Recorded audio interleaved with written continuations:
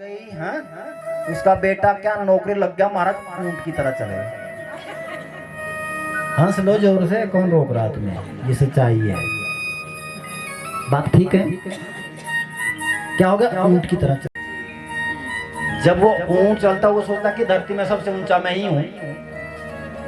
जब उसका मुंह पहाड़ में फंसता है ना, और चौथा प्रशंसक, ध्यान देना, जिसको जो अभिमान से चूर होता है उसकी बात कह रहा हूँ। ऊंट बोलता है कि ये मेरी तरह ही है, इसमें कोई फर्क ही नहीं है। मनुष्य में ऊंट में कुछ तो फर्क होना चाहिए। और चौथा जो प्रशंसक है, गधे का सीधा अर्थ है गौ का मतलब गलत, धा का मतलब धारणा।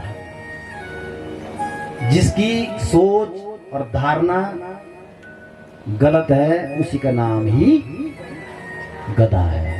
एक साधु बोल रहे थे, महात्मा बोल रहे थे, गधे को इस बात का पता नहीं है कि इंसान मुझे गधा बोलता है। गधा स्कूल में थोड़ी पढ़ता है, उसको क्या पता मेरा नाम गधा है। अब बोलिए।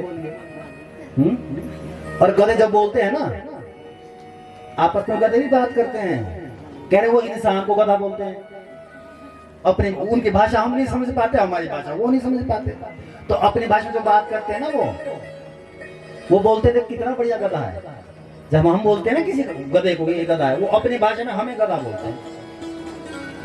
और हमारे बीच में गधे होते हैं, निक गलत धारणा वाले होते हैं। मैं उन गधों की बात नहीं कर रहा हूँ, ये मत सोच लेना, वो जीव है। जो व्यक्ति, गधे का काम क्या होता है, ध्यान देना। हमारे यहाँ कहावत है ना, बोलते हैं कि बैठा गधा राड़ियां मारता है। अगर ला दोगे ना गधे को तो वो ज्यादा चीखेगा। अगर लदे हुए रहेंगे ना जानवर तो क्या रहेगा, वो शांत रहेगा, थका हुआ रहेगा। जो व्यक्ति, ध्यान देना, गधा भी क्या करता है, अपने को भी शहंशाह बनता है। गधा भी महाराज खूब रेत खड़ से ढो रहा है, और चढ़ाई में बैंत भी लग रहे हैं, चल भी रहा है। ढेरी लगा दी पीठ के ऊपर उठा उठा के, ईंटें भी ढो रहा है, घास भी ढो रहा है, रोड़ी भी ढो रहा है। कई बार तो स्थिति ऐसी भी आती है कि खुद भी वो व्यक्ति उसके ऊपर बैठ जाता है। घोड़े खच्चर सब होता है ना, गधों के साथ बैठ जाता है। जब वो यूं चढ़ाई में चलता है ना, वो भी सोचता है कि महाराज मेरी तरह ताकतवर कोई आदमी नहीं है दुनिया में। जब उसके दांत झड़ जाते हैं, घुटनों का ग्रीस खत्म हो जाता है, उसकी स्थिति खराब हो जाती है, तो फिर मालिक उसको घर में नहीं बांधता है, दूर जैसे बांध देता है। अब ना समय से घास, ना समय से पानी, ना उसकी कोई प्रशंसा। पहले तो बड़ी प्रशंसा, हाँ मेरा गला तो बहुत अच्छा महाराज, ये तो रुकता नहीं है। जब ताकतवर था वो, और वही परिस्थिति हम आप लोगों की है। जब तक हमारा शरीर ठीक रहता है, हम कमा सकते हैं, खूब कमा के परिवार को खिला रहे हैं, तब तक हमारी खूब प्रशंसा होती है। महाराज क्या बात है, कुछ तो कमाई जबरदस्त है। बात ठीक है जी, जोर से बोलेंगे। वो बोलता क्या, डैड मेरा बेटा है, ये मेरे पिताजी है, क्या क्या नहीं बोलते लोग। हाँ, जब उसके दांत झड़ जाते हैं, घुटनों का ग्रीस खत्म हो जाता है, हाँ? मुंह का स्वाद खत्म हो जाता है, आंखों में धुंधलापन आ जाता है, कानों में सुनाई कम देता है, वो गधा बोलता है इसी गलतफहमी में मैं भी था, जिस गलतफहमी में तुम हो। मैं भी ऐसा सोचता कि परिवार वाले बड़ा रिस्पेक्ट कर रहे हैं मेरा, वो तुम्हारा रिस्पेक्ट नहीं कर रहे हैं। जो तुम कमा के दे रहे हैं उसका आदर है, तुम्हारा आदर नहीं है। गधे की तरह पूरी जिंदगी भर अपने परिवार का पालन पोषण करते रहे, जब आपकी स्थिति खराब हो गई तब तो बूढ़े का कमरा अलग, बूढ़ा बूढ़ी अलग कमरे में। हाँ जी बोल दीजिए। एक स्थिति ऐसी आती है कि ना जीवन मिलता है ना मृत्यु मिलती है। आवाज मारेंगे, अरे पानी दे दे, अरे बूढ़े चुप हो जा, 24 घंटे मांगता रहता है, हमारे और काम नहीं है, तेरे मुंह के पास बैठे रहेंगे। उस समय वो गधा हंसता है। हाँ जी, गधे को हंसते हुए देखा है आपने? बोल दीजिए, नहीं देखा तो हाँ जी क्यों कर रहे हैं?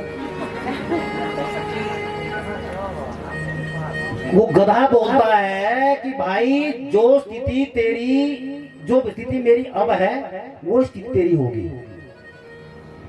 और ये जो मोह का गहरा ये खतरनाक है। दादी जी बोलती है बस एक बार मेरी पोती की शादी हो जाए फिर तो मैं चैन से मरूंगी। बोलती है हाँ जी, दादी जी बिस्तर में पड़ी है और इनसे पोते की शादी निश्चित हो गई। 1 महीने बाद शादी है। अब दादी जी पहले 2 फुलके खाती थी, अब 1 ही खा रही है। अब आधे में आ गई। दादी जी बोले बस एक बार पोते की बारात देख लूं। हाँ, कोल्लू के बैल बनना है तो कौन रोकेगा? हाँ? और पोता क्या सोचेगा? हे भगवान, या तो दादी टपक जाए तो भी ठीक थी, कम से कम नहीं तो ये कहीं बीच शादी में मजा खराब करे तो मेरा तो सारी कहानी खराब हो जाए। हाँ? ये हम लोगों की मनोस्थिति। हमारी जिम्मेदारी कितनी है? हमारी जिम्मेदारी गृहस्थ में, गृहस्थ श्रेष्ठ आश्रम है, इसमें कोई अतिशोक्ति नहीं। पर हमारी जिम्मेदारी कितनी है? हमारी जिम्मेदारी है अपने परिवार में आपके बेटे को पढ़ाना लिखाना, उसके बाद शादी संस्कार करना। उसके बाद क्या काम है आपका? उसके बाद आपका काम सीधा भगवान का भजन करना है। हाँ जी, बोल दीजिए। जिस व्यक्ति ने अपने बेटा बेटी का विवाह संस्कार कर लिया, आपकी जिम्मेदारी खत्म। अगर उसके बाद भी आपका मन कहीं गृहस्थी में फंसा है, उसको दी गई है कोल्लू की बैल की संज्ञा। हाँ जी, पीसते रहो। फिर पहले ना थ्रेट होते थे ना, पहले लगे रहो फिर थ्रेट में, कितना पीसोगे? तो कह रहा वो गधा, अगर तुम्हें नौजवान अवस्था में शरीर में कोई दर्द नहीं है, कमा के दे रहे हैं, तो मेरी ओर भी एक बार देख लो। मैं भी तुम्हारी तरह ही ढोता था और तुम भी ढो रहे हो। और लास्ट नतीजा क्या होगा वो तुम मुझसे सीख लो। यूं बोल दिया। तो कृष्ण बलदेव भगवान की जय जय श्री राधे, जय जय श्री राधे, जय जय श्री राधे। इस प्रकार से भगवान बोल रहे हैं, ये 4 प्रशंसक होते हैं जो व्यक्ति सत्कर्म नहीं करता। अब प्रश्न कर दिया दोबारा परीक्षित ने, गुरुजी बड़ा आनंद हो रहा है कथा में, अब ये सुनाए भगवान इस सृष्टि का निर्माण कैसे करते हैं? क्या कहा? सृष्टि का निर्माण कैसे करते हैं? कह रहे जब यह न आकाश था, न धरती थी, न जल था, न वायु थी, न अग्नि थी, कुछ भी नहीं था, कोई तत्व नहीं था। कौन थे? नारायण थे। कौन थे जी? जोर से बोलेंगे, नारायण थे। अब सबसे पहले भगवान नारायण ने इतना तप किया, इतना मनन चिंतन किया कि मैं क्यों ना संसार बनाऊं। सिर्फ नारायण तो थे, पूरे पसीने से लथपथ हो गए। कौन? नारायण। पसीना निकला। प्रश्न क्या है कि सृष्टि कैसे बनाते हैं? सुखदेव मुनि सुना रहे हैं कथा। करे इतना पसीना निकला, वो पसीना तालाब के रूप में पानी इतना भर गया, उस पसीने का पानी। और नारायण जी यूं उस पसीने में, ध्यान दीजिएगा, लेट गए। भगवान नारायण का पसीना ही पानी है। अब हम आप लोग उस समय भी थे, शरीर के रूप में नहीं थे, आत्मा के रूप में। आत्मा ना जन्म लेती है और आत्मा ना ही, हाँ जी, ना मरती है। अगर नहीं मरती है उसका मतलब उस समय भी आत्मा थी। तो हम भगवान नारायण के उदर में थे, गर्भ में थे। और भगवान ने सोचा कि मैं सृष्टि का निर्माण करूं और जो ये आत्माएं हैं इनको मैं कोई ना कोई शरीर दे दूं और ये अपना कर्म खुद करें। तो भगवान नारायण ने सबसे पहले अपनी नाभि में से कमल का फूल उत्पन्न किया। कौन सा फूल जी? कमल का फूल सबसे पहले धरती पर उत्पन्न हुआ भगवान नारायण की नाभि से। उसमें से भगवान नारायण की कृपा से ब्रह्मा जी की उत्पत्ति हुई। ब्रह्मा जी 4 सर लेकर के उत्पन्न हुए। तपस्या की, भगवान नारायण ने कहा तुम सृष्टि का निर्माण करो। तो ब्रह्मा जी ने सबसे पहले सनक, सनंदन, सनातन, सनत कुमार 4 ऋषि को प्रकट किया, जो बद्री विशाला क्षेत्र में जाकर के तपस्या करने मनन किया। मन से ही नारद जी को उत्पन्न किया। ध्यान दीजिए, किसको किया जी? नारद जी को। इसलिए वो मानस पुत्र है, मन से उत्पन्न हुए हैं। दाने बाजू के बिल्कुल यहां से बगल से हिस्से से मनु महाराज को उत्पन्न किया, और वाम भाग से एक स्त्री को उत्पन्न किया जिसका नाम हुआ शत्रुपा। और मनु और शत्रुपा का विवाह आपस में हुआ, और मनु और शत्रुपा के विवाह करने के बाद कालांतर में 5 संतानें हुई। सबसे पहले इस धरती पर 3 बेटियां और 2 बेटे, जिसमें 3 बेटियां, 2 बेटों में 3 बेटियों में से आकुति, देवहूति, प्रसूति 3 बेटियां हुई। प्रियावत और उत्तनपाद ये 2 बेटे हुए। 7 ऋषि ब्रह्मा जी ने प्रकट किए। फिर उन 7 ऋषियों का तुम भी सृष्टि का निर्माण करो, और सृष्टि के निर्माण में उन्होंने भी अनेकों विवाह किए, और अनेकों आगे जाकर सृष्टि का निर्माण हुआ, जो मनुष्य धरती पर आए। मनु महाराज के संतान होने के कारण से हम मनुष्य कहलाए, और उन ऋषियों के संतान होने के कारण से हमारा जो गोत्र है, गोत्र बोलते हैं ना, भारद्वाज है, काश्यप है, अत्रि है, विशिष्ट है, जमदग्नि है, अनेकों प्रकार गोत्र है। वो क्या है? वो हमारे पूर्वज है। कौन है जी? हमारे पूर्वज है। इसलिए सृष्टि का यहाँ पर निर्माण हो गया। प्रश्न कर लिया गुरु महाराज, ये बताइए, परीक्षित पूछ रहे हैं ना, सृष्टि का निर्माण तो हमने देखा कि ब्रह्मा जी ने किया, नारायण के नाभि से कमल के पुष्प ब्रह्मा जी, वो तो हमने संक्षेप में सुन लिया। ये बताओ, ये राक्षस पैदा कैसे हुआ? कौन जी? राक्षस। डर लगता है राक्षस से? हाँ जी, जोर से बोलेंगे, सच्चे मन से बोलेंगे, राक्षस से डर लगता है? हाँ जी, बोलो। भगवान से डर लगता है? इसका मतलब राक्षस भगवान से ज्यादा कर रहा है। इसका अर्थ यही हो रहा है ना। राक्षस से डरने की आवश्यकता नहीं है, भगवान से डरना चाहिए। राक्षस कुछ नहीं कर सकता जब तुम कृष्ण के हो। हम कृष्ण के नहीं बन पाए, इसलिए तो राक्षस से डर लगता है। बात ठीक है? हाँ, राक्षस से आवश्यकता नहीं है डरने की। पर यहाँ प्रश्न कर लीजिए, गुरु जी ये बताओ, ये दैत्य पैदा कैसे हुए इस धरती पर? कहा जिस प्रकार से पशु, ध्यान देना, मनुष्य के बीच में होते हैं, और दैत्य इसी प्रकार से धरती पर आते हैं, जैसे मनुष्य धरती पर आता है। तो गुरुजी मुझे समझ नहीं आया, आप बताओ विस्तार से कैसे धरती पर दैत्य आए। 7 ऋषियों में कश्यप नाम के ऋषि हुए, उनकी 2 पत्नियां हुई, एक का नाम दिति, एक का नाम आदिति। 2 बेटियां, और दोनों की मनस्थितियां 2 प्रकार की। ध्यान दीजिएगा, जो दिति है, दीति, वो तामसिक प्रवृत्ति की थी, जो बोलना उसका उल्टा, जो बोलना उसका उल्टा। ऐसा हमारे साथ भी होता है जी। आप लोगों के साथ नहीं होता होगा शायद, है जी। अपने बेटे को बोलेंगे कि बेटा ऐसा काम मत करना, और वही काम करेगा। पति को बोलेंगे कि आज तू शराब मत पीना, हाँ पिएगा, मानेगा तुम्हारी? नहीं मानेगा। तामसिकता।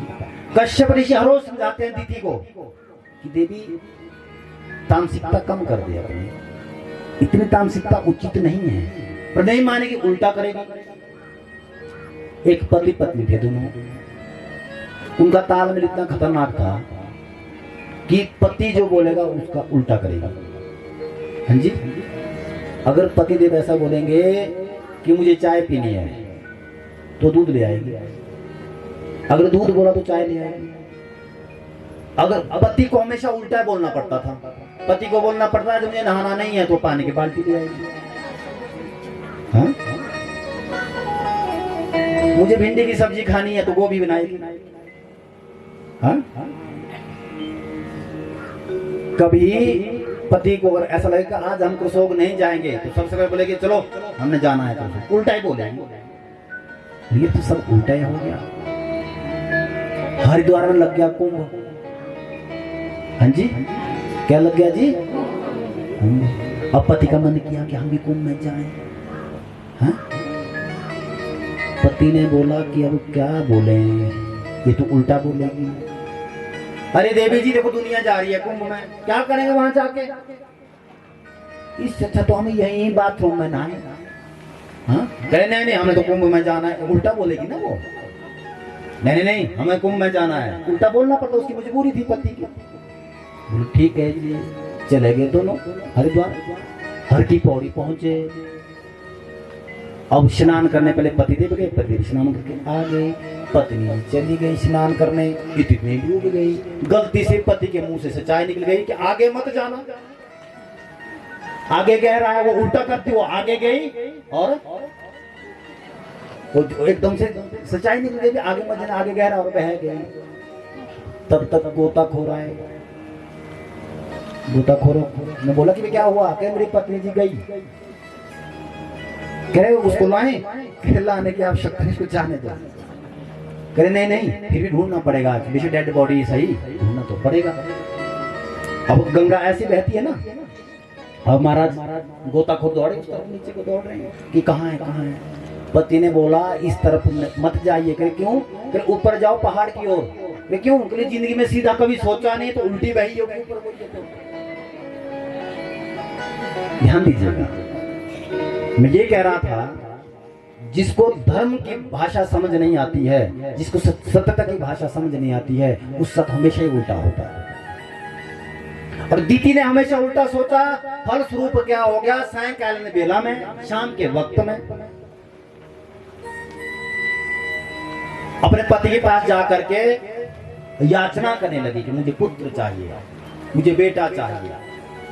कश्यप ने बोला ये सायंकालीन बेला है देवी, तुम तो धर्मज्ञ हो, जानती हो समझती हो, फिर भी तुम हट करती हो। नहीं मानी। सायंकालीन बेला में गर्भाधारण हुआ, और गर्भाधारण होने के कारण से शुकदेव मुनि कह रहे हैं समय बीतने के बाद दिति के गर्भ से एक विशाल काय दैत्य प्रकट हो गया, जिसका नाम हुआ हिरण्याक्ष। क्या नाम हुआ, हिरण्याक्ष। एक दूसरा एक और बेटा पैदा हो गया, एकदम आकाश को छूने वाला इतना भयंकर रूप धारण किए हुए। एक हिरण्याक्ष हुआ, एक हिरण्याकश्यप हुआ। दो दैत्य सबसे पहले इस धरती पर दिति के गर्भ से प्रकट हुए। ध्यान दीजिएगा, हमारे ही गर्भ से दैत्य पैदा होते हैं, हमारे ही गर्भ से देवता पैदा होते हैं। और कौन सी भूल हो जाती है जिस कारण से हमारे घर में दैत्य पैदा होते हैं। ये देखो कथा हमें क्या सिखाती है। और इसमें क्या बोला है भागवत महापुराण में, संध्या कालेषु संप्राप्ते चत्वारि वर्जये आहार मैथुनम शय्या स्वाध्याये च विशेषत। चार चीजें शाम के वक्त खतरनाक है। ऐसा अनुसरण करने से व्यक्ति की सारी दशा और दिशा खत्म हो जाती है, उसको तमोगुण आ जाता है। जो व्यक्ति चार चीजें करता है, आहारम भोजन, जब सूर्य अभी अभी डूबा है उस समय भोजन नहीं करना चाहिए, समझा गया? हाँ जी, क्या होता है उससे? आहारम जायते व्याधि, जो आप अन्न खा रहे हैं ना उससे रोग पैदा होगा।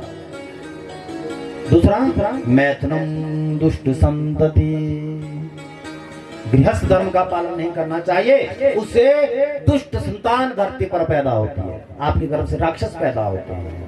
और निद्रा चियते लक्ष्मी, जो शाम के वक्त सोता है, सूर्य डूबने के बाद सोता है, अभी अंधेरा हुआ नहीं है, जो सायंकालीन बेला है, उस परिस्थिति में यदि आपने नींद अगर आपको आ गई, आप शयन करते हैं, जितने भी आपके घर का अन्न और धन है सब व्यर्थ का नष्ट हो जाएगा। और स्वाध्याय विस्मरणम भवे, और शाम के वक्त आप अपने बच्चे को पढ़ाते हैं, उसका दिमाग नष्ट हो जाएगा। समझा गया? हाँ जी ना जी कर दो। क्या क्या चीजें बोलिए, गिनिए, क्या क्या चीजें नहीं करोगे? खिचड़ी मत पकाइए। सबसे पहले आहार भोजन, हाँ जी, उसके बाद गृहस्थ धर्म का पालन, 2 नींद और स्वाध्याय। पढ़ाई लिखाई जिसको बोलते हैं ना, शाम के वक्त नहीं करनी चाहिए। जो ऐसा कर्म करता है उसके यहाँ व्याधि पैदा होती है। तो कृष्ण बलदेव भगवान की जय। जय श्री राधे, जय जय श्री राधे, जय जय श्री राधे।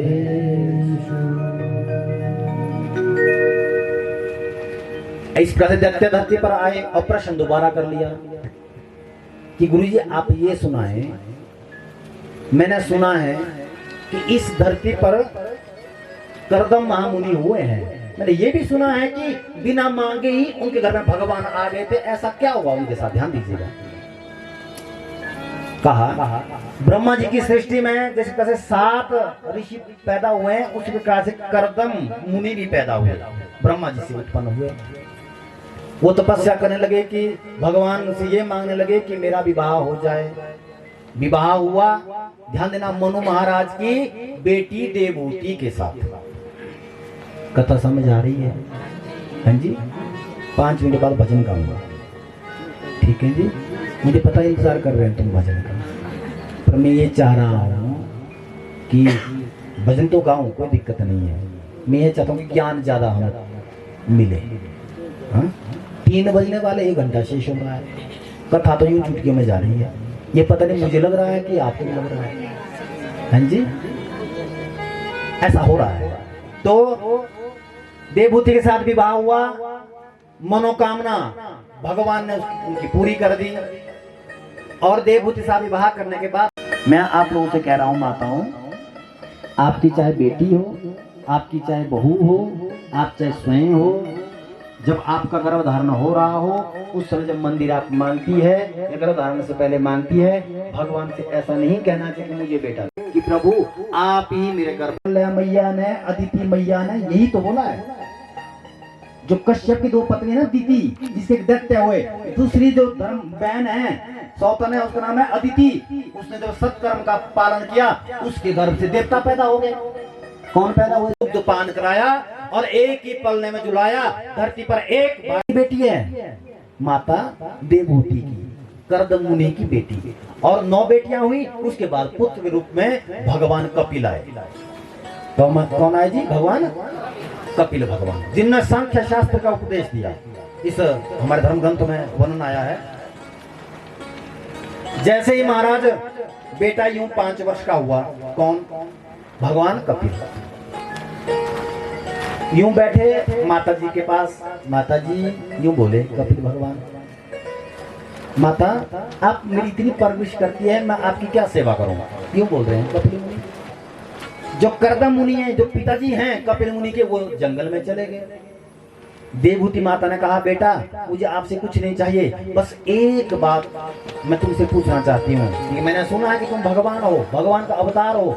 मैं ये सुनना चाहती हूँ कि मेरा मन, ध्यान देना, मेरे पास सब कुछ है, पति धर्मात्मा है, विवाह से पहले भगवान के दर्शन हो गए, ये बहुत बड़ी कृपा मेरे ऊपर हो गई। जब मेरा जब जन्म हुआ था मैं राजा के घर में हुई हूँ, मनु महाराज के घर में हुई हूँ।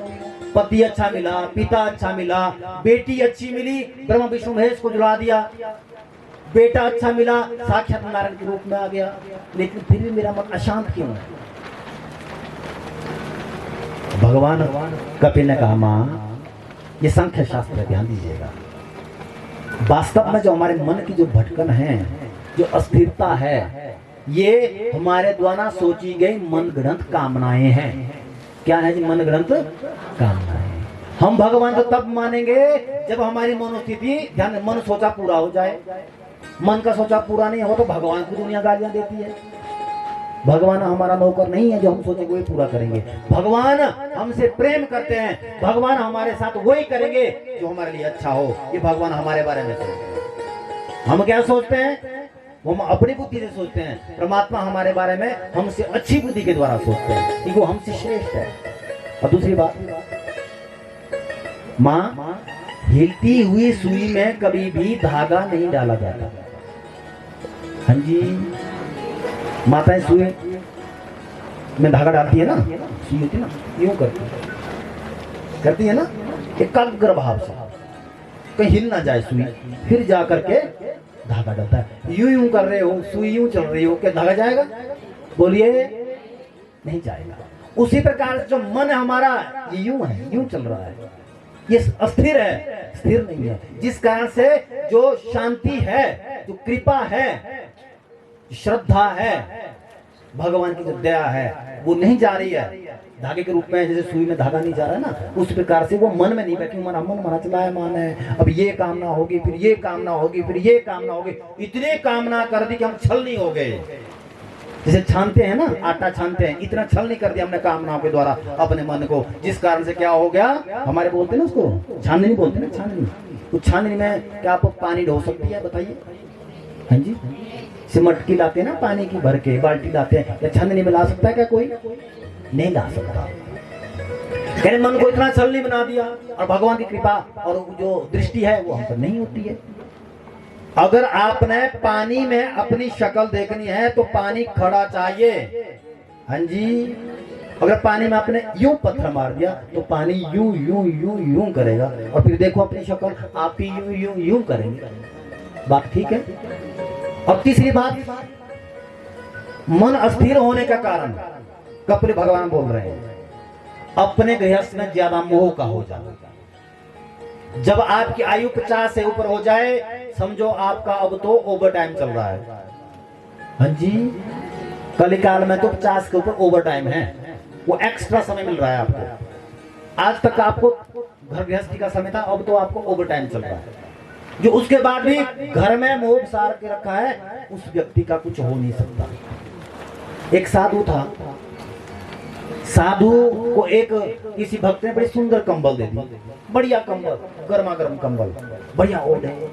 साधु ने घर गृहस्थी छोड़ी, परिवार छोड़ा, धर्म के लिए, भगवान के लिए। हाँ, बाद में क्या होगा, जहां कंबल उठाएगा अपने पास यूं रखेगा, कंबल से मोह हो गया। हाँ जी, किससे मोह हो गया जी? कंबल से मोह हो गया। अंत में जाकर के कंबल का ध्यान करते करते साधु के प्राण छूटे। और धर्म कहते हैं, शास्त्रों में बोला है, अंते यामति सा गति। जिस व्यक्ति की मरते समय जो स्थिति रहेगी, उसको जन्म वही मिलेगा। हाँ जी, अगर आपने गलती से लास्ट समय में, लास्ट सांस में जो आपने सोच लिया दूसरा जन्म कन्फर्म है, वही होगा।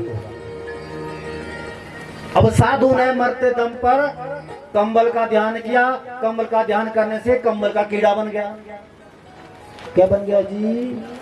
और कंबल कितनी बड़ी होती है, जब तक उस कंबल को उसने कुरेद कुरेद करके खत्म नहीं किया, तब तक उसको उस कीड़े की योनि से मुक्ति नहीं मिलेगी। कितनी बड़ी कंबल, हाँ?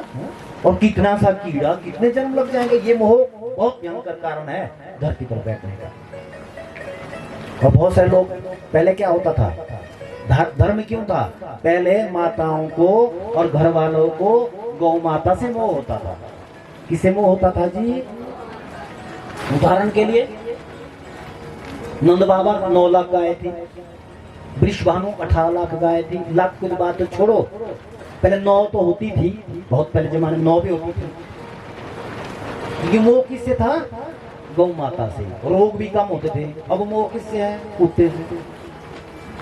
हाँ जी, सच्ची बात कहिए, जितना बड़ा सेठ उतना बड़ा कुत्ता। हाँ? आदमी को रोटी नहीं देंगे, पर कुत्ते को तो स्पेशल बिस्कुट। हाँ? आदमी को तो वही जो है बनेगा, लेकिन कुत्ते की तो केयर पूरी करेंगे। अगर एक साधु का मन कंबल में फंसने के कारण से, ध्यान दीजिएगा, उसको कंबल का कीड़ा बनना पड़ जाएगा, जो कुत्ते से मोह करेगा उसको क्या मिलेगा? वो क्या बनेगा? वो मत बोलिए जिसके पास है। मैं कुत्ते के अगेंस्ट नहीं हूं, मैं कुत्ते के खिलाफ नहीं हूं, मैं मोह के खिलाफ हूं। मोह तो किससे होना नहीं चाहिए। अगर मोह करना है तो गौ माता से कीजिए। अगर तुम्हारी श्रद्धा है, वो तुम्हें गौ माता तुम्हें अधोगति में नहीं जाने देगी। गौ माता का अगर आपने अंत में जाके स्मरण कर लिया, आप गौ माता नहीं बनेंगे, आप तो कृष्ण के चरणों में, राधा कृष्ण के चरणों में जाएंगे। और गौ माता से मोह किया तो अगर आप, क्योंकि मैं इसलिए ये बात कह रहा हूँ क्योंकि गृहस्थी में इस कलिकाल में इतना मोह तो अपने बच्चे से नहीं होगा, अपने माँ बाप से नहीं होगा जितना मोह कुत्ते से होता है। और बोलते हैं लोग हमसे, गुरुजी हमारा कुत्ता इतना अच्छा है, महाराज यूं बोलता है। हमने कहा ये कोई और नहीं है, तुम्हारा कोई दादा ही होगा, मोह फंस गया होगा, आ गया कुत्ते के रूप में। जब तक वो मोह खत्म नहीं होगा तो कुत्ता बन के दरवाजे पर रहेगा। गुरुजी ये लोगों को बोलता है हमारे परिवार तो यूं पहचानता है, तो पहचानेगा क्यों, तुम्हारा दादा है तो है। हाँ जी, मध्य समय रोया होगा, मेरा घर छूट गया, आहा घर छूट गया, तो पकड़ घर को फिर यूं दीवार में पकड़ कर रखे, दीवार से टंगा रहे। कपिल भगवान बोल रहे हैं जो घर गृहस्थ से ज्यादा मोह करेगा उस व्यक्ति की मनोस्थिति ऐसी ही होती है। अपने मन से कहो कि तू स्थिर हो जा, अपने मन से कहे तू कृष्ण के वो लग जा, अपने मन से कहे जब तक मैं इस धरती पर रहूं, धरती में रहने वाले जीव जंतु से मैं प्रेम करूं और दुनिया मुझसे प्रेम करे, और जब इस धरती को मैं छोड़ूं दुनिया वाले मुझे हाय कहे, हाय मर गया, बहुत बड़ी क्षति हो गई, ऐसा मुझे कहे, और जब मैं यहाँ से जाऊं कृष्ण मेरा फूलों से स्वागत करे, अरे बेटा तूने आने में देर कर दी। धरती वाले बोले जल्दी चला गया, कमी महसूस हो जाए, और कृष्ण बोले तुमने देरी कर दी। ऐसा व्यक्तित्व अपने में पैदा कर दो कि संसार में भी तुम्हारी आवश्यकता हो और कृष्ण को भी तुम्हारी आवश्यकता हो। ध्यान दीजिएगा, तो जितना बड़ा धर्मात्मा होगा, जितना बड़ा सत्कर्मी होगा, उसको तो भगवान नए कपड़े पहनाएगा। क्या करेगा जी? नए कपड़े। ये शरीर को क्या करना, नए कपड़े ही तो है। कब तक मोह करोगे तुम लोग, कब तक रोके रखोगे मोह को? इस शरीर को रोक नहीं सकते। इसलिए मन से भगवान से कहो कि हे कन्हैया मेरा जो ये मोह है ये तेरे चरणों में लग जाए। तो कृष्ण बलदेव भगवान की मुझे राधे राधे कहने दे, ओ पापी मन रुक जा जरा, मुझे राधे राधे कहने दे, ओ पापी मन रुक जा जरा, मुझे राधे राधे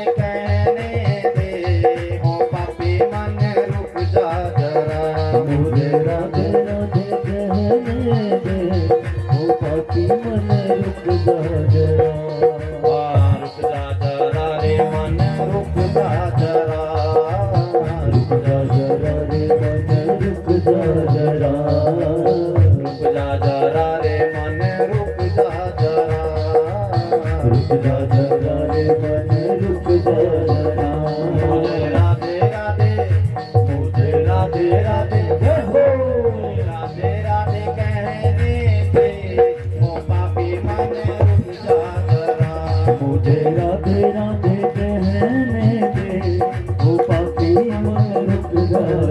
ताली की सेवा, हरि बोल, जय हो।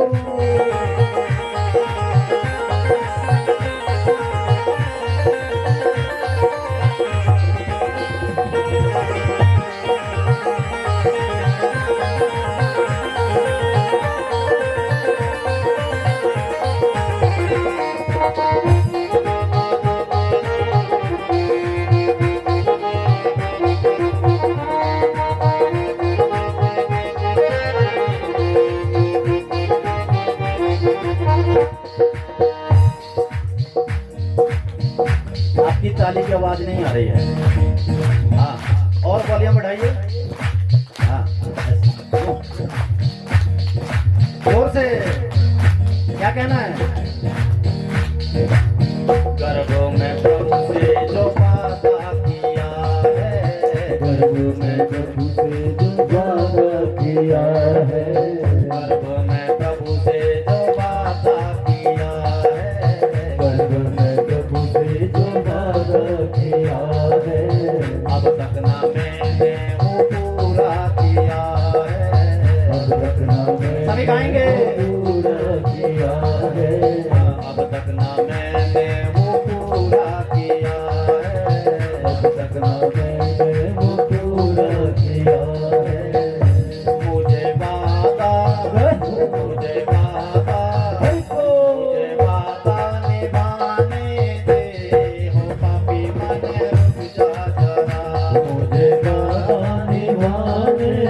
ओ पापी मन रुक जा जरा। राधे राधे गाने दे ओ पापी मन रुक जा जरा। मुझे राधे राधे गाने दे ओ पापी मन रुक जा जरा। अरे बिसेवा अरे वो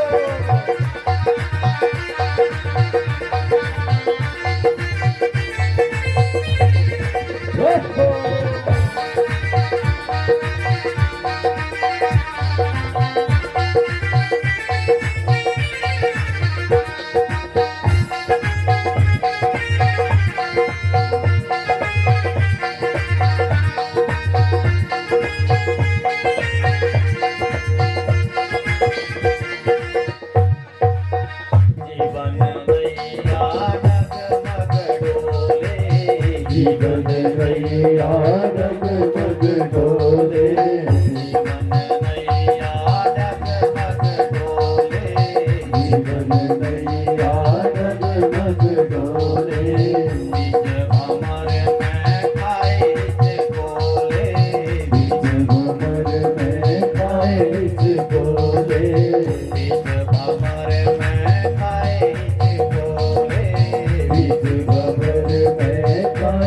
इसकोले। मुझे पतवार मुझे पतवार लेने दे हो पापी मन रुक जा जरा। मुझे पतवार लेने दे ओ पापी मन रुक जा जरा।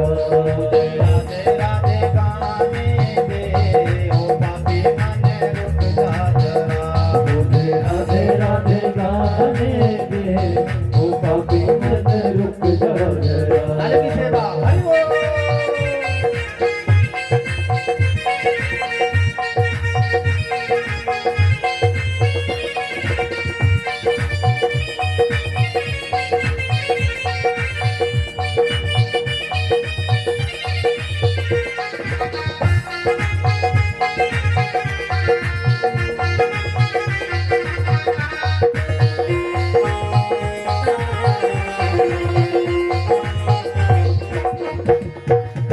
नाम प्रभु का है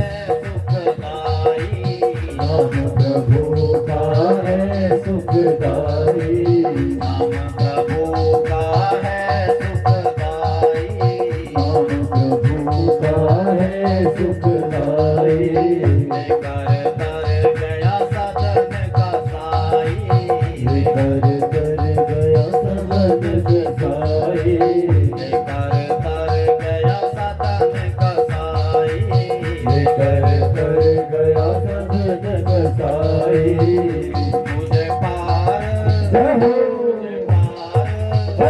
मुझे पार मुझे पार उतारने दे ओ पापी मन रुक जा जरा। मुझे पार उतरने दे ओ पापी मन रुक जा जरा। राधे राधे कहने दे ओ पापी मन रुक जा जरा।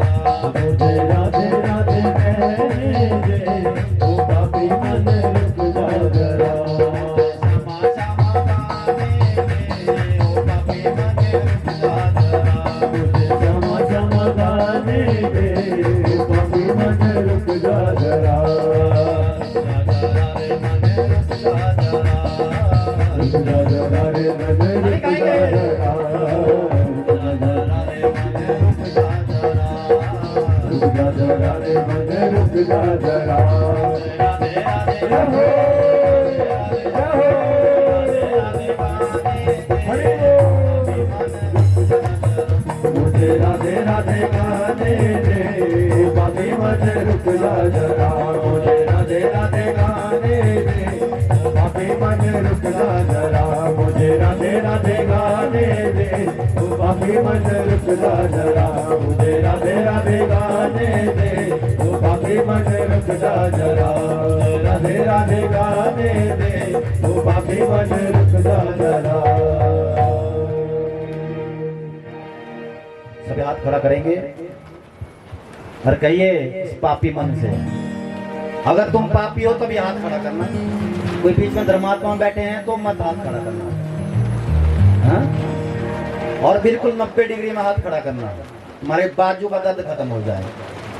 अरे कहिए, मुझे राधे राधे रुक जा रे मन रुक जा रे रुक जा मुझे श्यामा श्यामा मुझे श्यामा श्यामा मुझे श्यामा श्यामा मुझे श्यामा श्यामा गाने दे ओ पति मन रुक जा जरा राधे राधे गाने दे ओ पति मन रुक जा जरा मुझे राधे राधे गाने दे ओ पति मन रुक जा जरा ओ पति मन रुक जा जरा पति मन रुक जा जरा। चलो कहीं से तो आया है ना। कृष्ण बलदेव भगवान की ध्यान देना, ये जो कथाएं चल रही है ना, इन कथाओं को आप YouTube में भी, जो कथाएं चल रही है ना रोज की, इनको आप YouTube में हर रोज सुन सकते हैं। YouTube में आचार्य उमेश कृष्ण शर्मा आपने सर्च करना, जहाँ जहाँ भी कथाएं होती है वो सब कथाएं YouTube में आपको मिलेगी। और जो भजन जो हैं, आज के बाद जितने भजन हम गाते हैं वो सब हम YouTube में अपलोड करेंगे, ताकि आप सब लोग भी भजनानंदी बन जाए। कौन बन जाए जी? वैसे YouTube में बहुत भजन है, ये नहीं मैं कह रहा हूँ कि YouTube में भजन नहीं है, पर अपने तो अपने नहीं होते होते हैं। आपका यहीं का, अपने क्षेत्र का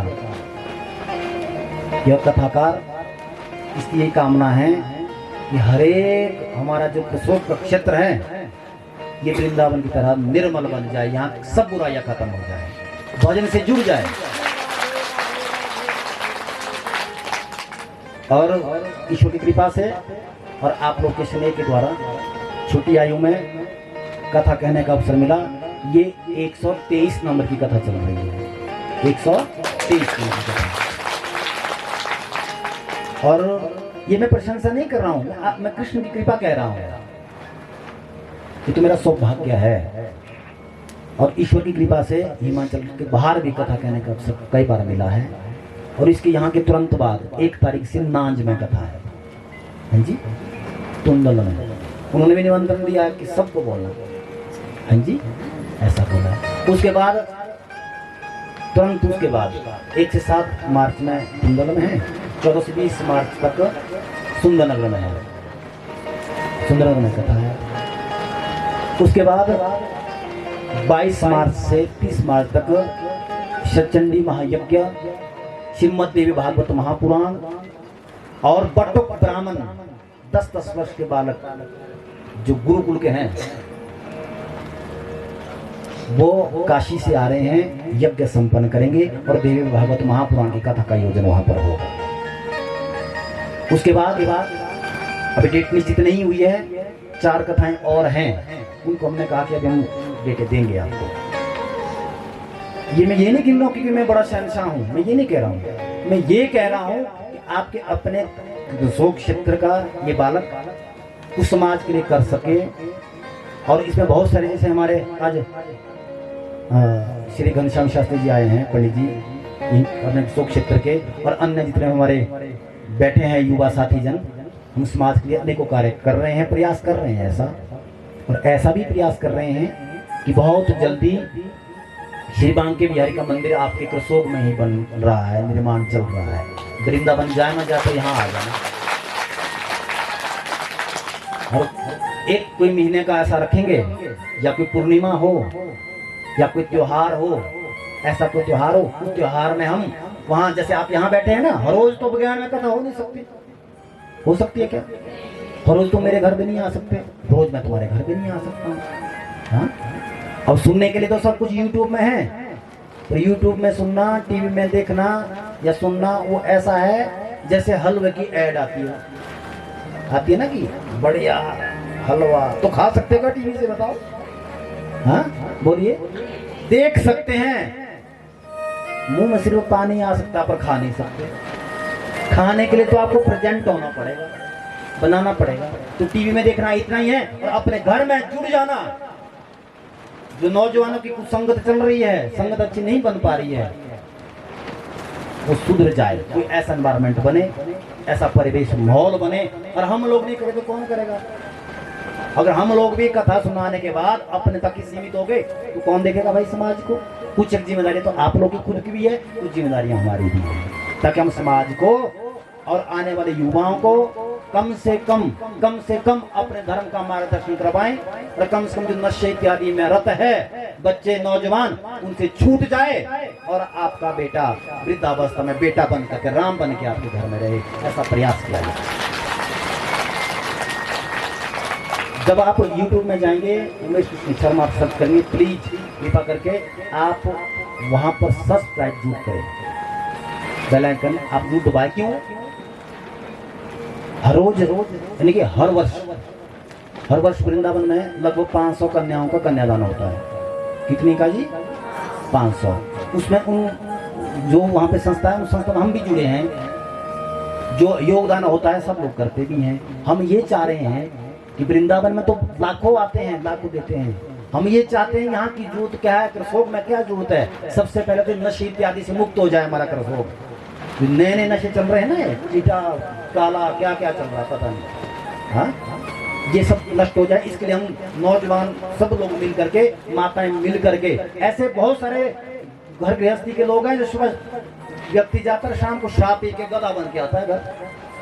हाँ जी, उसके जो ऐसी प्रताड़ना अपने परिवार के साथ करता है, उस व्यक्ति को नसीहत दी जाए, उस माता के साथ हम खड़े हो जाएं, ताकि समाज में परिवर्तन आ जाए। ऐसा हम प्रयास करें। हम अपने बारे में जानें, व्रत जप तप के बारे में जानें, भगवान के बारे में जानें, ताकि हमारा जो मन है कि चंचल मन रुक जाए और भगवान की ओर लग जाए। ऐसा हमारी कामना है, ऐसी हमारी भगवान से प्रार्थना है। तो कृष्ण बलदेव भगवान की जय जय श्री राधे, जय जय श्री राधे, जय जय श्री राधे। अब प्रश्न कर दिया किसने?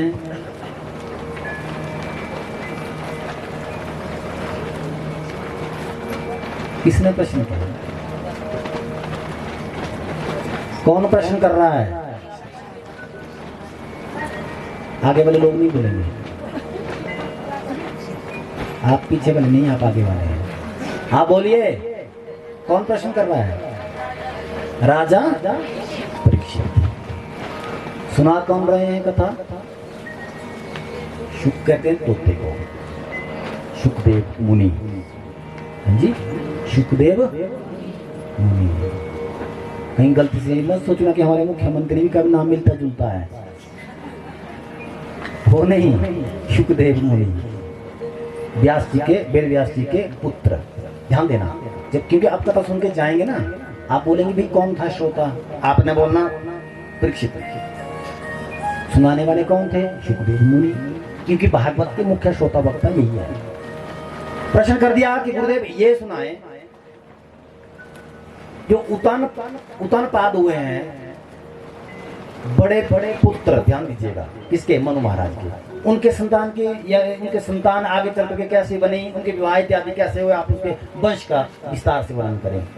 कहा जो ये उतानपाद नाम का राजा है, इसका विवाह एक सुंदर सुशील एक कन्या के साथ हुआ, जिसका नाम था सुनीति। सुनीति, जिसकी सुंदर नीति, उसका नाम सुनीति। सुंदर नीति किसी की है? किसकी होती है सुंदर नीति? जो अपने परिवार को हमेशा ही धर्म के रास्ते पर ले जाए। हाँ जी, आपके पतिदेव ने बोल दिया कि इस बार नवरात्र में हमें भी कन्या पूजन करना है, चल चल चुप हो जा, अपना काम कर। ऐसा नहीं बोलना है। क्या बोलना है? उल्टा बोलना है। हाँ, बहुत अच्छा कर रहे हैं आप बहुत अच्छे हैं, आप अच्छा कर रहे हैं। इसको बोलते हैं सुनीति। क्या बोलते हैं जी? अच्छा, उसकी बेटी की शादी है, गरीब है बेचारी। अच्छा, ऐसा है, एक समय का भोजन हम दे वहाँ पे, या हम कुछ उनकी हेल्प करें? हाँ, करनी चाहिए। ऐसे आप प्रेरित करें अपने पति को। उसको क्या बोलते हैं? सुनीति। सुनीति।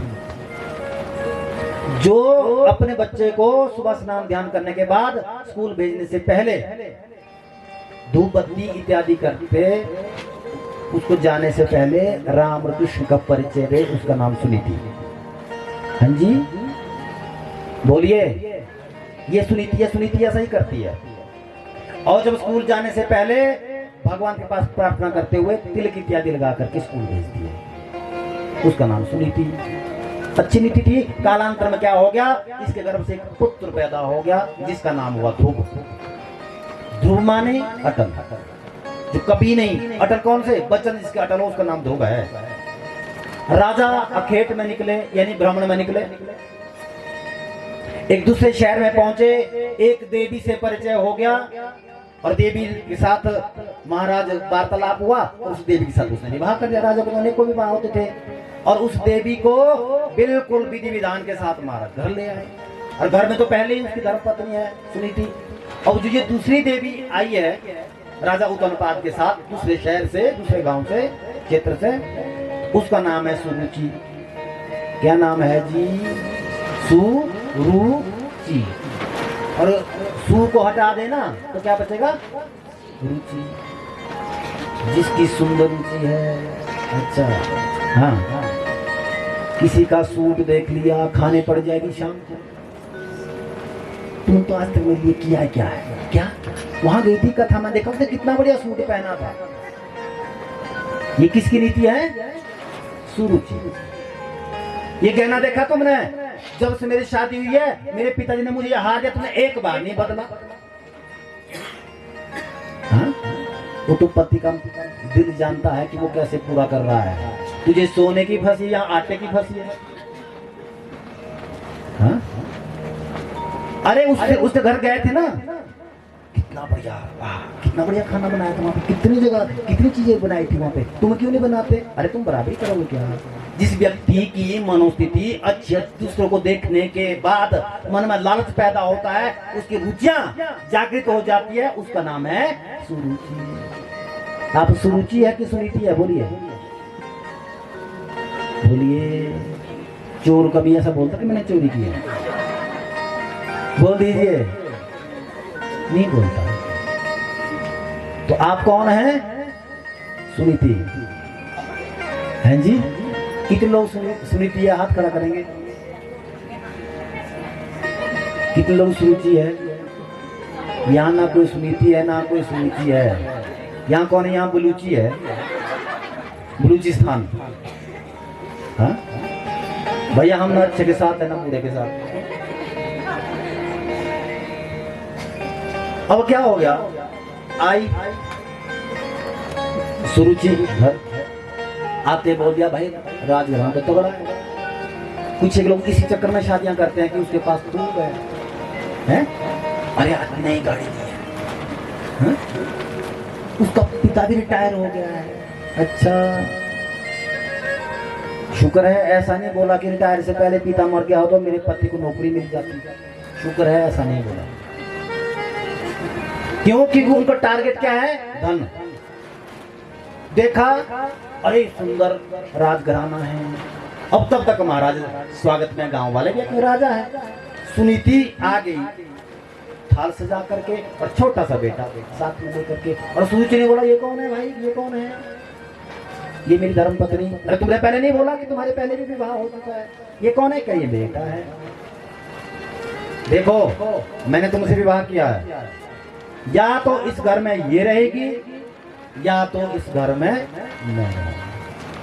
राजा का मन था सुरुचि में, जिस कारण से क्या हो गया? सुनीति को घर से हाँ जी निकाल दिया। जब आपका मन भजन में ना लगे, बुराइयों में आपका मन चला जाए, समझो आप सुनीति बन रहे हैं। ये पुरुष या स्त्री की बात नहीं है, यहाँ पुरुष भी साथ में है। ये मन की स्थिति है सुनीति और सुरुचि। अगर आपका मन भजन में नहीं लग रहा है, जहां पर शराब बांटी जा रही हो, पुरुष लोग उधर को भाग लिए, ध्यान देना, समझ तुम नरक की ओर जा रही है। वहां तो मीट वाली धाम है, घर से लप लप होगी जीभ में, अभी तो काटा भी नहीं है, हैं? ध्यान दीजिएगा। अब मैं ज्यादा नहीं बोलूंगा, आप बोलेंगे कि इसको भगाओ यहाँ से। हाँ जी, पर तुम मुझे रोक नहीं सकते बोलने से, तुम्हारी हिम्मत ही नहीं है। क्यों? क्योंकि मैं वो कह रहा हूं जो वेद व्यास ने लिखा है। और क्यों मैं बोलता हूं? ताकि आप पाप से मुक्त हो जाए। क्यों बुलाया गया है हमें? इसलिए बुलाया गया है हमारी बुराइयां छूट जाए। मैं इसलिए बोलता हूं ताकि आपको कृष्ण मिल जाए। इसलिए बोलता हूं ताकि बुढ़ापा आपका सुधर जाए। मैं इसलिए बोलता हूं कि वृद्धावस्था में अगर आपको पानी चाहिए तो पानी ही मिले, डंडे ना मिले आपको। इसलिए मैं कड़वी भाषा बोलता हूं, बोलता रहूंगा। हाँ जी, चुप हो गए? क्या बात है, गलत बोल दिया क्या कुछ? तो मैं सॉरी बोल दूंगा। हाँ? अब कह रहे जाना पड़ेगा, इसको यहां से निकलना पड़ेगा।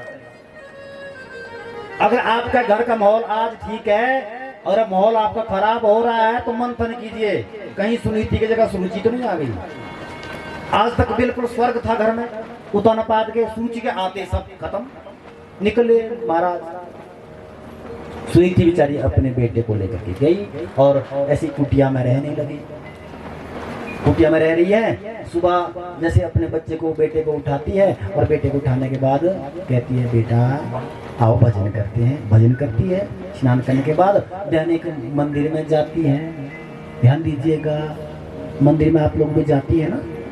मंदिर में जाने के बाद क्या होता है, जैसे हम भगवान के सामने पहुंचते हैं ना तो हमारी आंखें बंद होती है। क्या होती है जी? जोर से बोलेंगे। होती है, खुद होती है। तो भगवान हमसे क्या कह रहे हैं जब हमारी खुद आंखें बंद होती है कि पहले तो अपने को जान। हाँ, पहले तू अपने को जान, मैं वही परमात्मा तेरे अंदर आत्मा के रूप में हूं, इसको जान। क्योंकि कलिकाल में व्यक्ति दूसरों के बारे में खूब जानेगा तो अपने बारे में पता नहीं है। हाँ जी, पड़ोसी के बारे में खूब जानेगा, अच्छा आज आया, आज गया, आज ये लाया, कल क्या हुआ, अपना कोई पता नहीं। भगवान बोलते हैं कि अपने बारे में जान। हर रोज मंदिर ले जाती है ध्रुव को। एक दिन क्या हो गया, ध्रुव अपने छोटे सखा के साथ खेल रहा था।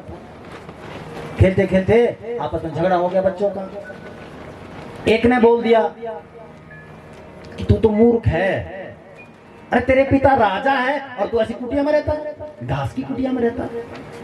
तुम्हें राजा जो तुम्हारे पिताजी हैं उनके घर जाना चाहिए। ध्रुव ने बोला मेरे पिता राजा हैं। दौड़े दौड़े गए ध्रुव, और राजा बैठे थे अपने शैया पर बैठे थे वहां पे। दौड़े दौड़े ध्रुव आए, उसका गोदी में जाके बैठ गए। राजा ने खूब दुलार किया, बेटा तो राजा का ही है। तब तक सुरुचि आ गई। सुरुचि ने पकड़ा और उतारा गोदी से।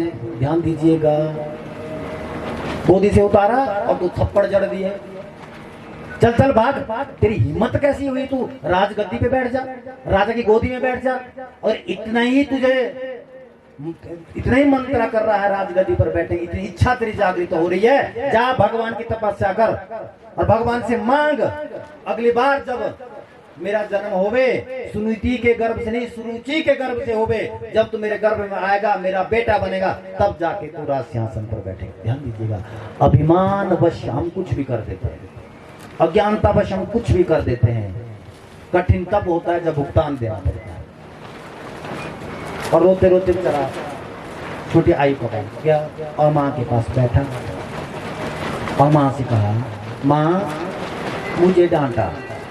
ध्यान दीजिएगा, सबसे ज्यादा झगड़े बच्चों के कारण से ही घर में होते हैं। सबसे ज्यादा किसके कारण से होते हैं? बच्चों के कारण। दो बच्चे लड़ेंगे और माँ बाप लड़ जाएंगे। सबसे ज्यादा मूर्ख वो होते हैं जो बच्चों के कहने पे आपस में मनमुटाव करते हैं। तुम झगड़ा हो जाएगा, तुम्हारा आपस में मनमुटाव हो जाएगा, बच्चे सुबह साथ स्कूल जाएंगे, सुबह शाम को साथ घर आएंगे।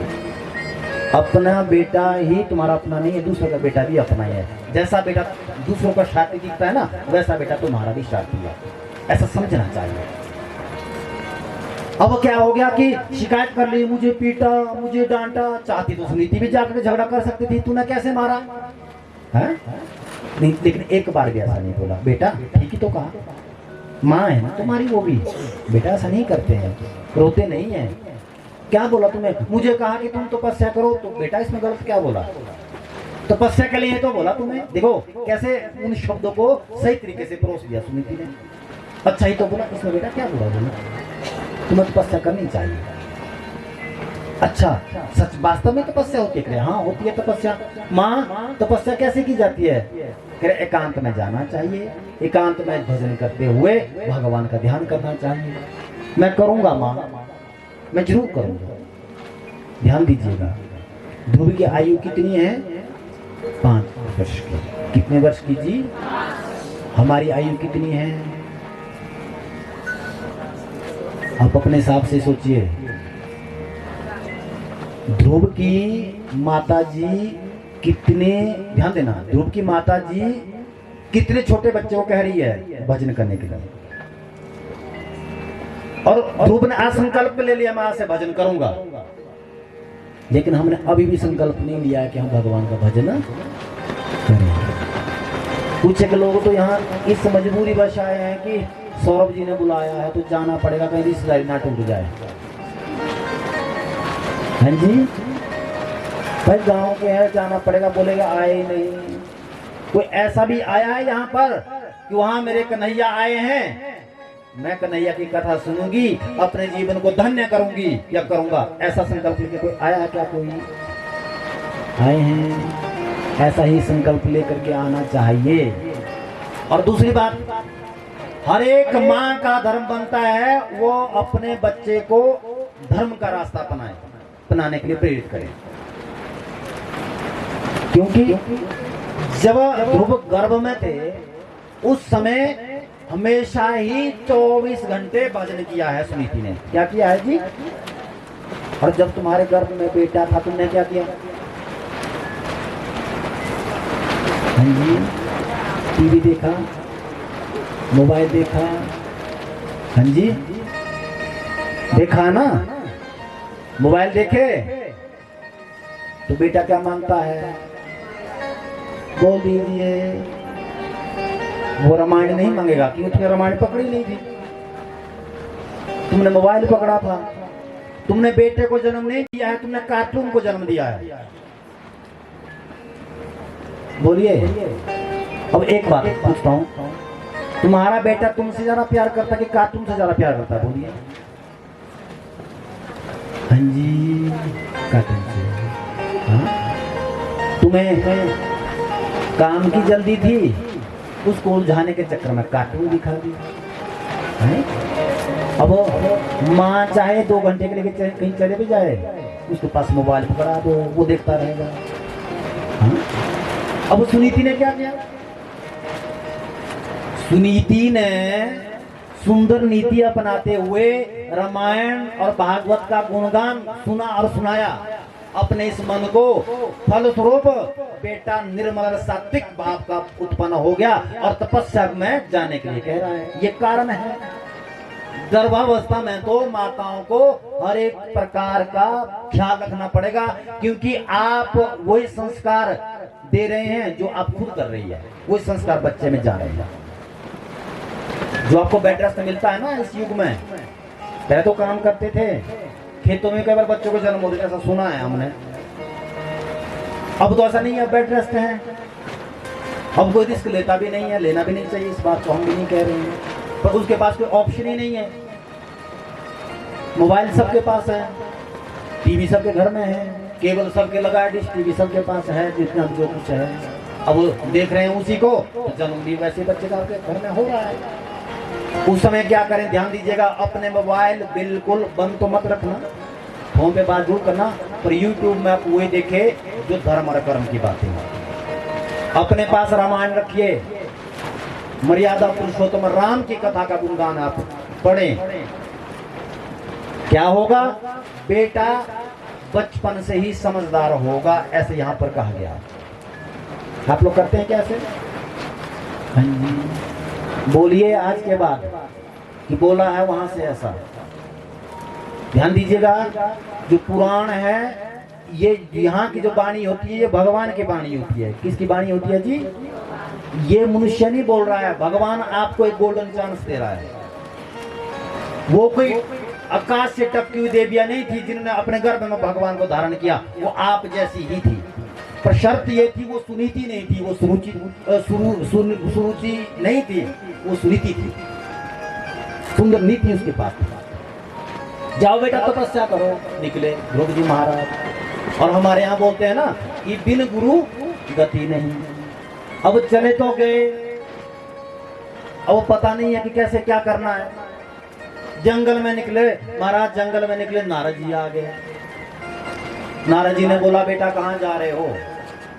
मैं तपस्या करने जा रहा हूँ। तपस्या करने? अरे इतना छोटा सा बच्चा 5 वर्ष का, तू क्या तपस्या करेगा? अभी तेरे खेलने कूदने के दिन है। अरे खूब ऐश कर, खेल कूद अपने मित्रों के साथ, स्कूल जा, पढ़ लिखे बड़ा हो जा, फिर तपस्या कर। ध्यान दीजिएगा, जब आप भजन करते हैं, भजन में कोई ना कोई आपके टांग जरूर अड़ाता है। बात ठीक है? अगर आपने गलती से किसी को राम राम बोल दिया, राधे राधे बोल दिया ना, सबसे पहले तो आपकी अपनी झिझक है, आप शर्म के मारे खुद बोले नहीं पाते, मन आपको अनुमति नहीं देता। फिर दूसरा आपको बोल देता है बस कथा क्या सुन ली, बस लग गया बोलने। तो दूसरा कौन सा भाई अत्याचार किया, राम का नाम ही तो लिया है, भगवान का नाम ही तो लिया है। जिसने करी शर्म उसके फूटे, हाँ जी, और जिसने नहीं की शर्म उसने कमाया धर्म। अब तुम अपने कर्म को फेंकना चाहते हैं कि तुम अपना धर्म अपनाना चाहते हैं, वो आप लोग जाने। तो कृष्ण बलदेव भगवान की। अब नारद जी ने बोला जाओ। नारद जी ने सोचा अच्छा कार्य किसी का बेटा करता है तो माता के पकड़ दर्द होता है कि नहीं, अच्छा किया। अगर आपकी रिश्तेदारी में कोई गलत काम करता हो, रिश्तेदार भी पल्ला झाड़ लेते हैं, नहीं ये हमारा रिश्ता नहीं, दूर का रिश्ता है। बोलते हैं अगर कोई अच्छा कार्य करेगा, दूर के रिश्तेदार भी नजदीक के हो जाते, नहीं हमारा रिश्ता है ऐसा, सब रिश्ता जोड़ते हैं। अब नारद जी ने सोचा, और सब हर एक गुरु जी ऐसे चाहते हैं, और हर एक कथाकार ये चाहता है कि श्रोता सुन करके, कथाकार जो कथा सुनाने के बाद किसी को मोड़ करके जाता। नारद जी को भी ये खुशी हुई कि बड़ा आनंद हो रहा है, ये बड़ा अच्छा बालक है। अब बोल दिया ओम नमो भगवते वासुदेव। होना आवश्यक है, बिना सीढ़ी के आप एकदम से ऊपर नहीं जा सकते। जो शब्द है वो शब्द ही सीढ़ी है, उन शब्दों को गुणगान करना चाहिए। और कई बार गुरु की भाषा समझ आती भी नहीं आती है, कई बार ऐसा होता है। एक गुरु जी थे, उनके पास एक शिष्य था। अब दोनों ब्राह्मण में निकले, एक एकांत स्थान में पहुंचे। एकांत स्थान में पहुंचे, एक गन्ने का खेत दिखा, उसमें गन्ने थे। गुरु का नाम, गुरु जी जो थे उनके शिष्य था, उन शिष्य का नाम, उस शिष्य का नाम था ओम। क्या था? उसको बोलते ओम से, ओम इधर आ जा, ऐसे बोलते हैं ना, ओम। अब गुरु जी रोज बोलते थे उसको कि ओम नमो भगवते वासुदेवाय का मंत्र का जाप कर। ठीक है। गुरु जी ने बोला कि मेरा सायंकालीन समय हो चुका है संध्या वंदन का, मैं यहीं बैठता हूँ, जहाँ तू गन्ना लेकर के आ जा। गन्ने का खेत लोगों का था, गुरु जी का तो था नहीं वो। अब क्या हो गया, गुरु जी तो बैठे ऊंचे में, शिष्य चला गया गन्ने के खेत में। अब जब गन्ने के खेत में जाएगा ना कोई, तो गन्ना यूं हिलेगा, तब तक मालिक को पता होगा। मालिक ने सोचा ये खेत में कौन है, जानवर है क्या, कौन है। अब गुरु जी अपने उस शिष्य को भी देख रहे हैं और लाठी लेकर के आ रहे हैं, उस किसान को भी देख रहे हैं। अब धर्म ऐसा बोलता है कि जब आप संध्या बंदन पूजा पाठ कर रहे हो तो आप संसार की बातें कर नहीं सकते, नहीं कर सकते आप। अब गुरु जी सोच रहे हैं कि अब शिष्य को मार पड़ेगी, अब कैसे मैं सुलझाऊं इस उलझन को। और यहाँ आचमन भी कर रहे हैं क्योंकि वो संध्या बंदन भी कर रहे हैं। अब उसका नाम क्या था? ओम। अब गुरु जी ने क्या नियम किया, गुरु जी ने जोर से आवाज मारी, ओम। क्या बोला? ओम। और बोलते ओम नमो भगवते वासुदेव, तो बोल ही रहे थे वो ओम। अब उसने सुन लिया, जो शिष्य था, नमो नमो कह बैठ जा। क्या बोला? अरे ओम, खेत में था ना वो, नमो हाथ से कर रहे नमो। इसे दोनों काम हो रहे हैं। दोनों काम क्या हो रहे हैं? यहाँ से संध्या बंदन भी चल रहा है, कोई बाहर की बात भी नहीं हुई, और शिष्य को इशारा भी कर रहे हैं, कह रहे ओम नमो, अरे ओम नमो। वो समझा नहीं, अब गुरु की भाषा समझ नहीं पाया। अब शिष्य ने बोल दिया ओम नमो, वो भी वैसा बोले, गुरु जी क्या बोल रहे होंगे, क्योंकि उसको किसान दिख नहीं रहा है। गुरु जी को तो दिख रहा है वो किसान। कह रहे भगवते, कह रहे भगवते, कह रहे भाग जा। फिर गुरु जी ने ये बोला, पहले थोड़ा ओम, हाँ नमो, बोले बैठ जा। समझ नहीं आया, कह भगवते भाग जा। अब तब तक किसान ने लाठी मार दी, कह रहे वासुदेवाय। अब और क्या बोलने में शेष बचे। अब फिर उस शिष्य ने जब मुंह से पूरा शब्द बोला ओम नमो भगवते वासुदेवाय, किसान को मालूम हो गया कोई गुरु का चेला है, ये कोई चोर नहीं है। ध्यान देना, लाठी इसलिए पड़ी उस शिष्य को, वो गुरु की भाषा नहीं समझ पाया, और झूठा इसलिए कि उसके मुख में ओम नमो भगवते वासुदेवाय, शिष्य बाकी सारे। इसी प्रकार से कई बार गुरुजन ऐसा ऐसा शब्द बोल देते हैं जो कि शिष्य को समझ नहीं आता है। और यहाँ पर नारद जी यही तो बोल रहे हैं, देखना पेटी हिल रही है, गिर ना जाए, हवा से हिल रही है, थोड़ा इधर भी बैठ जाओ थोड़ा।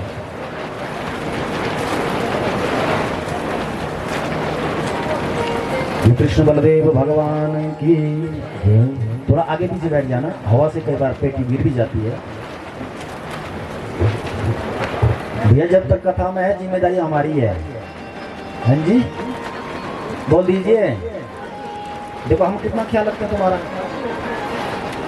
तुम लोग ख्याल रखते हैं, बोलिए क्या? हाँ जी,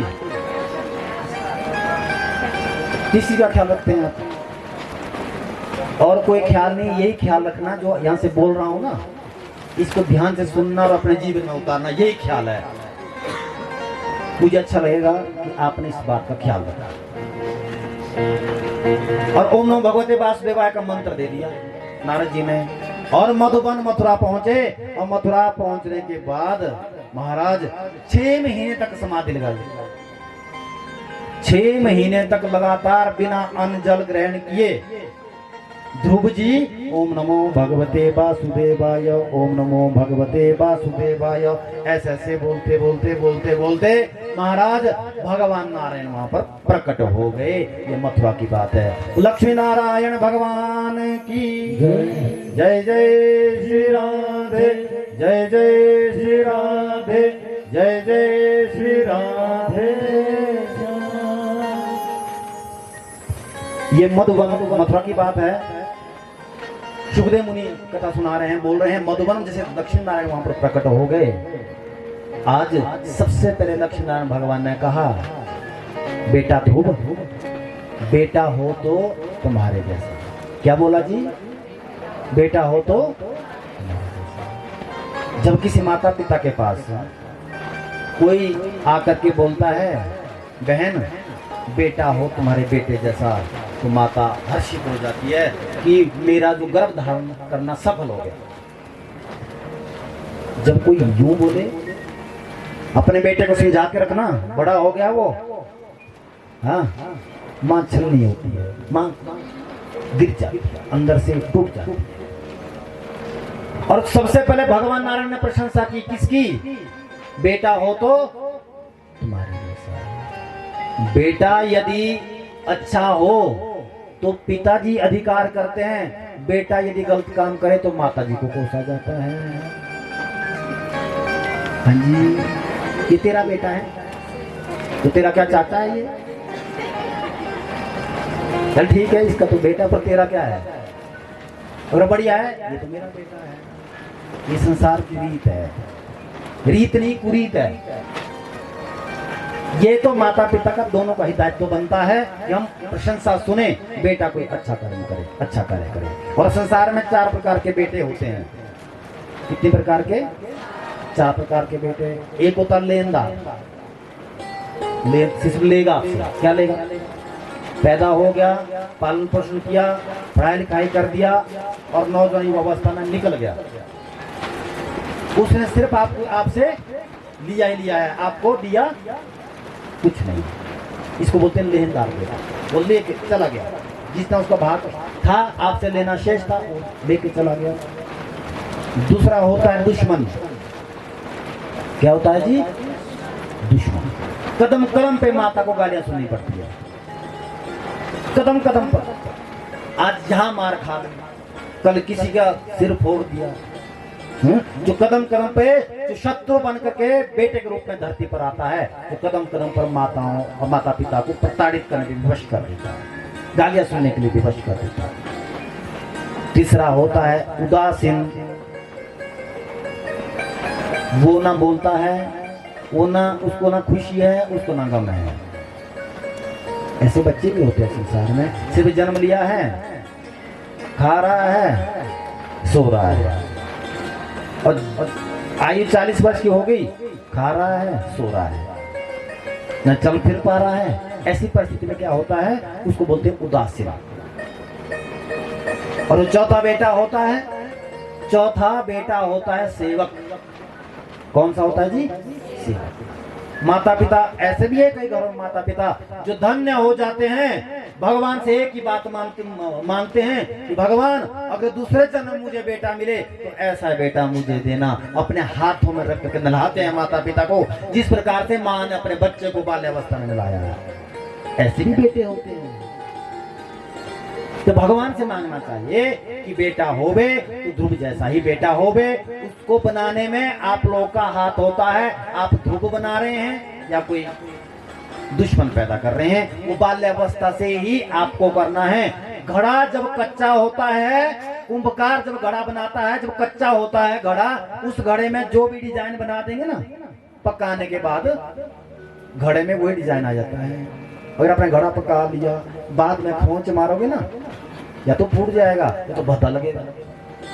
उसी प्रकार से 10 वर्ष की आयु तक बच्चा कच्चा घड़ा होता है। जो संस्कार आप उसको डाल देंगे, वो फिर पकने के बाद यानी 10 वर्ष के बाद वही संस्कार उसमें आएंगे। कम चांस रहेंगे बिगड़ने के। अगर आपने पकाने के बाद कुछ डिजाइन करने की कोशिश की, 15 साल के ऊपर से आपने फिर कुछ डांटने भड़काने की कोशिश की, वो फिर आपकी बात कम समझेगा और आपको दुश्मन मान बैठेगा। हाँ जी, सो गए? जाग रहे हैं ना अभी रात नहीं है। इसलिए आप इन 4 पुत्रों में सेवक पुत्र ही बनावे, ऐसा कहना है यहाँ पर सुखदेव मुनि का। नारायण ने कहा बेटा मांगो क्या चाहिए। अब इधर ध्रुव जी ने कहा जब आप ही मिल जाए तो फिर मांगना शेष क्या बचता है। जब आप अपने टारगेट पे पहुंच जाए तो फिर क्या मांगना है। और हमारा टारगेट क्या है? परमात्मा। कौन है जी? परमात्मा। शास्त्र मत अनुसार परमात्मा ही हमारा लक्ष्य है। जब हम लक्ष्य तक पहुंच गए हैं तो अब किसको मांगना भाई? हमें कुछ नहीं चाहिए प्रभु, मुझे तो आपका आशीर्वाद चाहिए। भगवान ने बोला मुझ में एक ही कमी है। भगवान अपनी कमी गिना रहे हैं। कौन सी कमी? मेरी एक कमी है, जिसके घर में आ जाता हूं बिना दिए मैं रह नहीं पाता। तुम मांगो ना मांगो, तुम्हें किसी की जरूरत है नहीं है, मुझे उससे लेना देना नहीं है, पर बिना दिए मैं रह नहीं सकता हूँ। ये मेरी मजबूरी है, ये मेरी कमी है, मुझे तुम्हें देना ही है। जाओ, तुम्हें राजगद्दी से तुम्हारी सुतेली माँ के द्वारा भगाया गया है, पीटा गया है, डांटा गया है। मैं तुम्हें आशीर्वाद देता हूँ 36,000 वर्ष तक तुम राज्यों का भोग करो। 36,000 वर्ष में राजा बना दिया। 30,000 वर्ष तक जी। और हम तो भगवान से बोलते हैं एक बार प्रधानी में जिता दे, हैं? एक बार वार्ड मेंबर बना दे। कितनी छोटी सोच है ना हमारी। अब नहीं मांगा ध्रुव ने तो कितने हजार वर्ष तक राजा बना दिया। बोलिए, कभी सोचा है हमने कि 36,000 वर्ष तक राजा बना देंगे? देखिए, जब हम भगवान से कुछ मांगते नहीं है तो अपने हिसाब से देते हैं, अपनी विशाल बुद्धि के द्वारा देते हैं। हम पहले खुद ही गिर जाते हैं, ये दे दे वो दे दे, भिखारी बन करके बैठे हैं भिखारी बन के। बोलिए कितने लोग भिखारी हैं यहाँ पर? हाथ खड़ा करेंगे बिना संकोच के, कितने लोग भिखारी हैं? अच्छा, कुछ लोग भिखारी नहीं है। तुमने सिर्फ टोरा नहीं पकड़ा है, हाँ? बेशक तुम डल्लप के गद्दे पर बैठते हैं तो भगवान से मांगते दूर है, भगवान मेरी नौकरी लग जाए। भीख नहीं मांगी क्या? हाँ जी, मेरा बेटा विदेश गया, ठीक ठाक आ जाए। हाँ, मेरा बेटा पेपर देने गया है, ठीक ठाक आ जाए।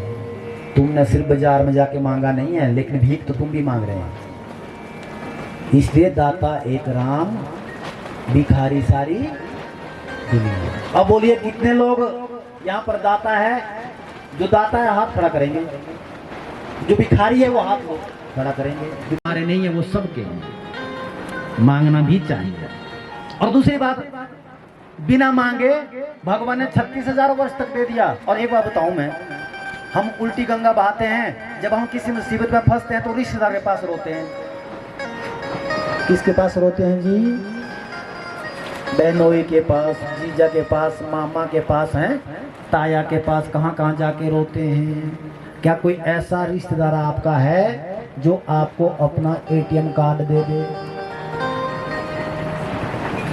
With personal pin code?